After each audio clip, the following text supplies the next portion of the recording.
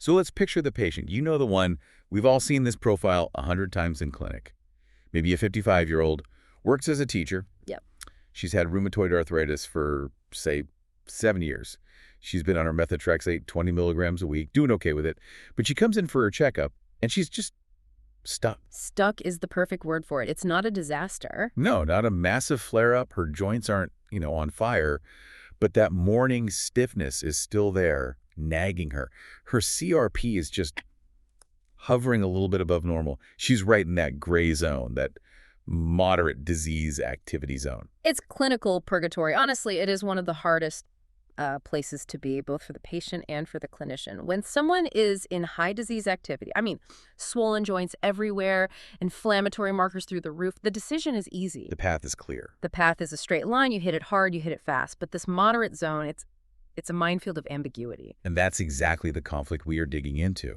Because the instinct, I think, especially with all the shiny new toys in the drug cabinet, is to escalate. Of course. You see that incomplete response, and your brain immediately goes, okay, time for a biologic, time for a JAK inhibitor, let's crush this. But is that actually the right move for this specific patient with established moderate disease? Or do we stick with, and this is the key word, optimize the conventional synthetic DMARDs we're already using? Feels like such a simple choice, aggressive versus conservative. But the stakes are incredibly high. On one side, you've got the promise of maybe getting better symptom control. On the other, you have the very real, very non-trivial risk of a serious infection. And that risk-benefit math changes, right? It gets so much fuzzier in moderate disease. In severe disease, the benefit almost always outweighs that risk. Here, not so clear. So let's start with the default setting. If you look at the evidence, the guidelines, for this exact patient-adult moderate RA, not a full response to methotrexate alone, the recommendation isn't to jump. No, it isn't. It's actually to stay the course with conventional synthetics. Why is hold the line the baseline strategy? Why not go for the bigger guns? Well, it all boils down to this principle of optimization over escalation. The data really suggests that before we expose a patient to the deeper immunosuppression of a biologic or a targeted synthetic, we have to be absolutely sure we've squeezed every last drop of efficacy out of the conventional drugs. So when we say a patient has failed methotrexate, they often haven't really failed the drugs mechanism. They might have just failed a specific dose or a specific way of taking it. Okay, so give me an example. What does optimization actually look like? Because I worry it just sounds like waiting and hoping to a patient who's not feeling great. And that's a fair concern, but no, it's definitely not passive. The classic first move is switching from oral to subcutaneous methotrexate. Okay. We know that with the oral dose, the higher you go, the bioavailability just plateaus. You lose so much of it. By switching to an injection, you bypass the gut entirely. So you get more drug into the system. You get more drug in, and you often reduce those GI side effects, the nausea, that methotrexate fog that makes people miserable, and frankly, non-adherent. But wait a minute. If I'm that patient, and I'm already feeling kind of mediocre, and you tell me the plan is to start giving myself shots of the same drug, I might be a little skeptical. Why not just add a second drug? Well, that's the other arm of optimization. Combination therapy, specifically what we call triple therapy. Methotrexate, sulfasalazine, and hydroxychloroquine. Exactly. It's an old strategy, sure, but the data, going back to the Odell studies and others, shows it can be just as effective as a biologic in certain patient groups, and it has a completely different safety profile. Let's be realistic about the pill burden, though. That's a handful of tablets every single day. Adherence has got to be a huge issue. It is the friction point, there's no doubt. You are absolutely trading the risk of an injection and deep immune suppression for the hassle of a high pill burden. But from a physiological view, you're avoiding that deeper blockade of the immune system you get with a biologic. You're not totally knocking out TNF-alpha or IL-6. You're modulating. You're not shutting down surveillance completely. So, the guidelines describe the evidence for this stepwise approach as having moderate confidence. And I have to say, if I'm a clinician, moderate confidence doesn't fill me with, confidence. It sounds lukewarm. I get why it sounds that way. I do. But moderate confidence here is actually a really important signal about the risk-benefit balance. It's not saying we're unsure if biologics work. We know they work. Of course we do. It's saying that the net benefit of a biologic over well-optimized conventional therapy for this specific moderate disease patient isn't overwhelming enough to justify the increased risk for everyone. Can you break that down a bit more? Because I think we're all wired to think stronger drug equals better outcome. Okay, think of it like this. In severe RA, the house is on fire. You call the fire department, they bring the high-pressure hoses, and you don't care about the water damage because the alternative is the house burning down. Right, makes sense. In moderate RA, it's more like a small grease fire on the stove. If you bring in that high-pressure hose, yeah, you'll put the fire out, but you might also destroy the entire kitchen for no reason. When just putting a lid on the pan would have worked. Precisely. The moderate confidence is the evidence telling us that the lid, the conventional DMARDs, is often enough to control the fire without all that collateral damage. So it's fundamentally a safety play. We're accepting a potentially slower or slightly less complete resolution in order to buy a greater margin of safety. You've got it. Biologics, JA inhibitors, they are fantastic, incredibly potent tools. But they are not stronger Advil. They fundamentally change immune surveillance. And when you do that for a patient who is only moderately active, you might be buying a very small gain on a joint index score at the cost of a major blind spot for infections. Okay, but we can't just optimize forever. There's a real danger in clinical inertia. If I just keep tweaking the methotrexate dose while my patient's joints are slowly eroding over a year, I'm failing them. There has to be a limit. Absolutely. Optimize and observe must not become ignore and neglect. The strategy has to have an endpoint. And that point comes when you can honestly say you have fully optimized, you've tried the sub-Q switch, you've given triple therapy a real shot, and the disease control is still not where it needs to be. So let's talk about the triggers. When do we finally say, okay, we tried the conservative route, it didn't work, time to escalate? What are those specific signals? The main trigger is persistent moderate activity. And the key word there is persistent. And how do you define that? Because persistent to me, the doctor, might mean 6 months, but to my patient in pain, it means 6 days. It's so tricky because there are no magic numbers. You won't find a flow chart that says, if the DES-28 is 3.3 for 90 days, then switch. It takes clinical judgment. But what it means is that the patient is adherent, which is a huge thing you have to verify, and the dose is maximized, but that inflammation is just stubborn. It's not necessarily getting worse, but it's hit a floor, and that floor is unacceptable. And unacceptable really brings us to this second and maybe more important trigger: quality of life. This is everything. At the end of the day, we treat people, not lab values. If a patient's numbers look, okay-ish, maybe their CRP is only mildly elevated, but they tell you they can't lift their grandchild anymore, or they're missing work 2 days a week from fatigue, then the moderate label on their chart is meaningless. Their lived experience is severe. Their lived experience is severe, and in that situation, the risk of the biologic is absolutely outweighed by the urgent need to restore their function. So you move. Oh. You go to a TNF inhibitor or a JAK, whatever is appropriate. That's a crucial distinction. The clinical metric says moderate, but the functional deficit says severe. And you treat the deficit. You treat the person, always. Okay, so we've covered the Win persistence and QLL. Now let's get into the who, because not all moderate RA patients are the same.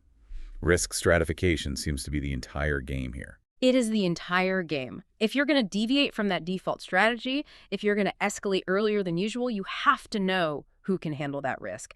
And just as importantly, if you're going to stick with conventional drugs, you need to know who needs that added layer of protection.